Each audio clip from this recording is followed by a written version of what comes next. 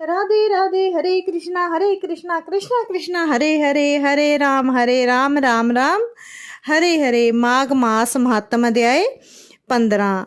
माघ मास की इतनी महिमा बताई गई है शास्त्रों में कि अगर हमने कोई बड़े से बड़ा पाप भी किया हो, वो भी माघ मास में गंगा जल संगम में स्नान करने से वो पाप है जो हमारे यहाँ खत्म हो जाता है और हमें मोक्ष की प्राप्ति होती है।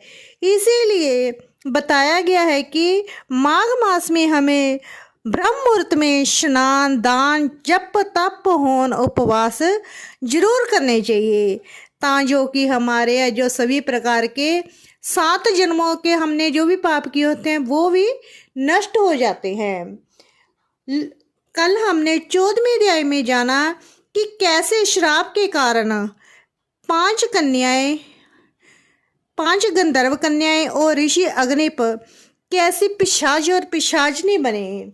और लोमश ऋषि कहने लगे कि जे मेरे साथ नियम पूर्वक माघ स्नान करें तो जे श्राप से छूट जाएंगी। मेरा जे निश्चय है कि शुभ तीर्थ में माघ स्नान करने से श्राप का फल वो नष्ट हो जाता है। 7 जन्मों के पाप तथा इस जन्म के पाप है वो माघ में तीर्थ स्नान पर स्नान करने से नष्ट हो जाते हैं। लोमश जी कहने लगे कि पूर्व काल में अवंती देश में वीरसेन नाम का राजा था।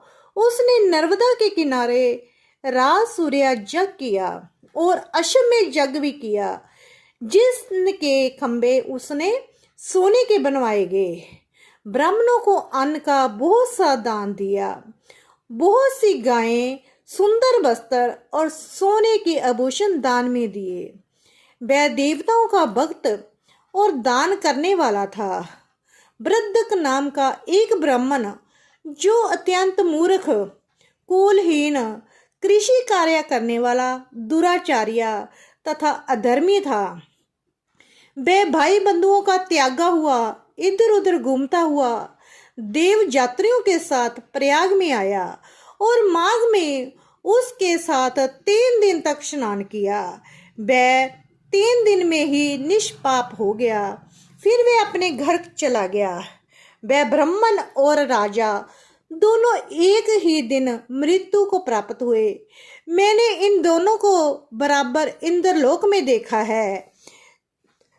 लोमश ऋषि जी कहने लगे कि मैंने ब्राह्मण और राजा दोनों को एक दिन की मृत्यु को प्राप्त हुए, मैंने इन दोनों को बराबर इंद्रलोक में देखा।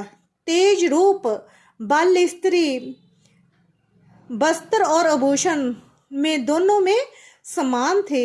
ऐसा देखकर उनके महात्म को क्या कहा जाए।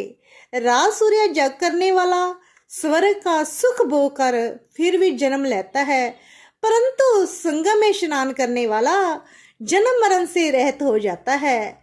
गंगा और यमुना के संगम की हवा के स्पर्श से ही बहुत से दुख नष्ट हो जाते हैं। अधिक क्या कहें।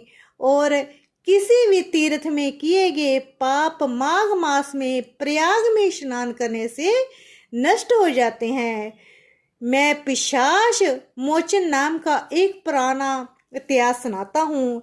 इस इतिहास को ये कन्याएं और तुम्हारा पुत्र भी सुने, उसमें इनको स्मृति प्राप्त होगी। पुराने समय में देवगृति नाम का बड़ा गंभीर और वेदों का पारंगत एक वैष्णव ब्राह्मण था। उसने पिशाच को निमुक्त किया था।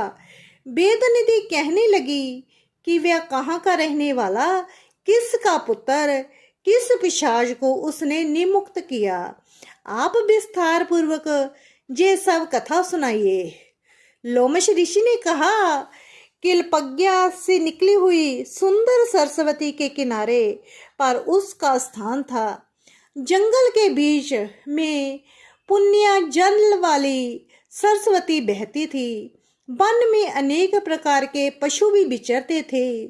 उस ब्राह्मण के श्राप के बैं से पवन भी बहुत सुंदर चलती थी और वन चेतर रथ के समान था। उस जगह धर्मात्मा देवगृति रहता था। उसके पिता का नाम सुमित्र था और वह लक्ष्मी के वरदान से उत्पन्न हुआ था। वह सदैव आत्मा को स्थिर रखता, गर्मी में अपने नेत्र सूर्य की तरफ रखता, वर्षा में खुली जगह पर तपस्या करता, हेमंत ऋतु में सारस्वत सरोवर में बैठता और तिरकाल संध्या करता। जितेंद्रिय और सत्यवंती भी था। अपने आप गिरे हुए फल और पत्तियों का भोजन करता था। उसका शरीर सूख कर हड्डियां मात्र रह गई थी।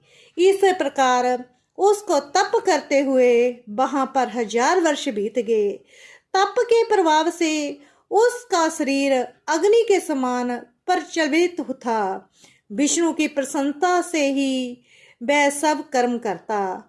दगीची ऋषि के वरदान से वह श्रेष्ठ वैष्णव हुआ था। एक समय उस ब्राह्मण ने वैशाख महीने की एकादशी को हरि की पूजा कर उनकी सुंदर स्तुति तथा विनती करी। उसकी विनती सुनकर भगवान उसी समय गरुड़ पर चढ़कर उसके पास आए। चतुर्भुज विशाल नेत्र, मेघा जैसा स्वरूप भगवान को स्पष्ट देकर प्रसन्नता के मारे उसकी आंखों में आंसू भर आए और वह कृतज्ञ होकर उसने भगवान को प्रणाम किया। उसने अपने शरीर को भी याद ना रखा और भगवान के ध्यान में लीन हो गया। तब भगवान ने कहा, हे देवघृति, मैं जानता हूँ तुम मेरे परम भक्त हो। मैं तुमसे अति प्रसन्न हूँ। तुम वर मांगो। इस प्रकार भगवान के वचन सुनकर प्रेम के मारे लड़खड़ाती हुई वाणी में कहने लगा, हे देवादिदेव, अपनी माया से शरीर धारण करने वाले, आपका दर्शन देवताओं को भी दुर्लभ है। अब आपका दर्शन भी हो गया, मुझको और क्या चाहिए? मैं सदैव आपकी भक्ति में लगा रहूं। भगवान उसके वचन सुनकर कहने लगे कि ऐसा ही होगा। तुम्हारे तप में कोई बाधा नहीं पड़ेगी। जो मनुष्य तुम्हारे कहे गए स्रोत्र को पड़ेगा, उसकी मुझ में अचल भक्ति होगी। उसके धर्म कार्य सागोपाग होंगे और उसकी ज्ञान में परम निष्ठा होगी। जहाँ पर 15वां अध्याय समाप्त। आगे की कहानी कल सुनेंगे। राधे राधे। हरे कृष्णा कृष्णा कृष्णा हरे हरे, हरे राम राम राम हरे हरे।